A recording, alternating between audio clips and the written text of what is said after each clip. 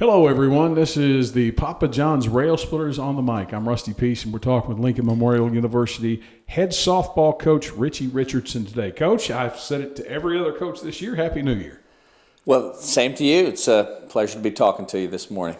We're only a month into the new year, but for you and your team, you are right on the cusp of beginning the 2021 season. Spring 21 officially your softball season, but it's one that has looked, quite frankly, like, well, we might get it in, we might not. Yeah, well, we're excited to play next weekend. It's been a crazy year. It's been literally 10 months since our girls were on the field competing against an opponent, and we're hoping for the best. We're following protocols and battling as best we can to manage the whole COVID situation, and we're hoping for the best next weekend. I'm glad you brought that up. I want to point out that we are observing the social distancing today. Coach Richardson does not have a mask on, nor do I. We're a good 8 feet apart, and we won't be in here for more than, let's say, 10 minutes. Coach, this has been a long time coming. Last year, you managed to get a couple of games in, I think, but the season was cut well short.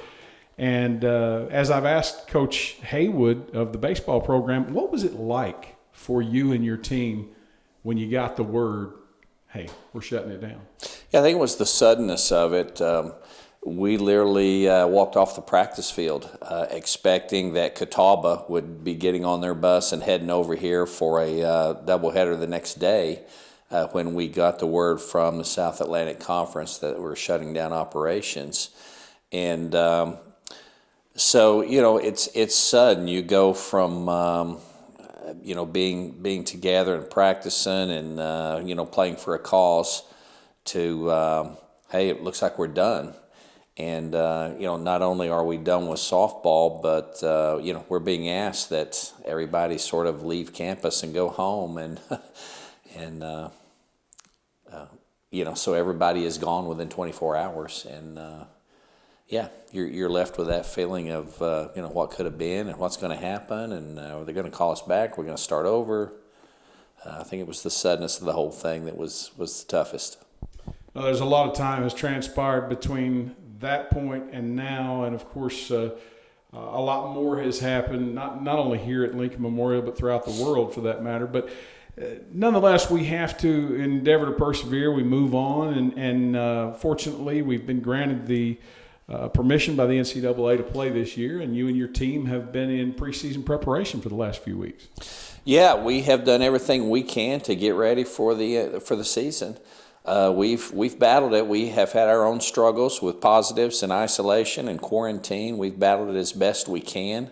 We haven't been at full strength this year. We're hoping to be as close to that as we can next week. So you just do everything you can. You control the things you can control, and you just hope that hope that you get to that point where we're back out there playing. You're talking about your season opener when you refer to next week. I know you've got Maryville coming in here, if I'm not mistaken, and another team. That's going to be, the first weekend of February, rather? February 6th and 7th, we have Maryville University out of St. Louis coming in, Ojai Dominican coming down again, and Mars Hill is coming over again. So we will play, it's really a SAC versus them. Obviously we wouldn't compete against Mars Hill because we're a conference school, but we'll play 2 games each with Maryville University and Ojai Dominican over the weekend, as will Mars Hill. The byproduct of COVID-19 is that I think, if I'm not mistaken, your athletes from a year ago, if they so chose, were granted another year of eligibility. So you've got pretty much everybody back, which a lot of teams do. Yeah, we have really the same team for the most part that we competed with last year. The fact that you can bring Akila Goins back for a 5th year is, we do that every year. So we have what we feel like is a strong team, and just anxious to get them back out there. When you assemble a team that you think is pretty strong and is strong based on success last year in the South Atlantic Conference and nationally, You just want to put them out there and compete with them. And it seems like we just haven't been able to do that like we wanted to with this squad. And so now we've still got a lot of good pieces, and you just want to put them out there, make out the lineup card, and throw them out there and let them do what you brought them in to do. This time of year, when you're trying to get the team ready for the upcoming season, they're typically a little rusty because they've been out of collegiate play for a few months. They may have been back on campus. They may have been doing individual workouts or conditioning and so forth. But having not played the majority of the spring 20 season, are you seeing any differences right now in their game readiness? It's stopping and starting a lot. We have just over the last couple of weeks, we have been shut down for, 24 hours with a positive test for contact tracing. We're shut down 5 days just recently. And so you get to a point where you feel like, wow, we're 2 weeks away. I think we're at a good point. Well, we're stopping now for a few days because of COVID, and then we're restarting. You've got a group of players this week, and then you've got some in quarantine, different squad on the practice field the next week. And lucky for us, we have a deep roster, and we feel like even if we are affected somehow, that we can still put a strong squad on the team. But it's just you're making adjustments. One of our slogans, mottos is that successful people make adjustments. And credit to our girls, they've been forced to make a lot of adjustments, and they have.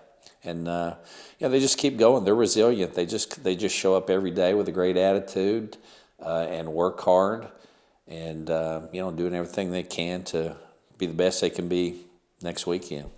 COVID-19 aside, what do you see as the biggest challenges for you, your team this year, and what can LMU fans expect?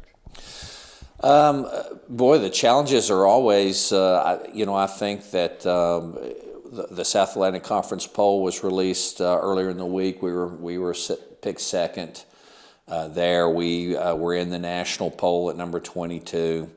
That's great recognition, but teams come after you pretty hard. It seems like we always get everybody's best game. And I anticipate that it won't be any different. We're lucky that we're returning some key people. Everybody else is returning some key people. If you look around our conference, the preseason all-SAC teams, a lot of familiar names. And these are all kids who have come back to their programs. And so, it will just be a challenge always, Rusty, to get ready to play every game like it's the last game you'll play. I always see that as our best challenge. It's we don't talk a lot about winning. We talk about the process of winning, and for us, it's about showing up, come to the park ready to play possessed while you're there. Enjoy the feeling that victory brings. It's pretty simple, but it really boils down to that. Our challenge is to be ready to play 44 times this year. That's the number of games we're allowed. If we can be ready to play 44 times, our chance for success is pretty great.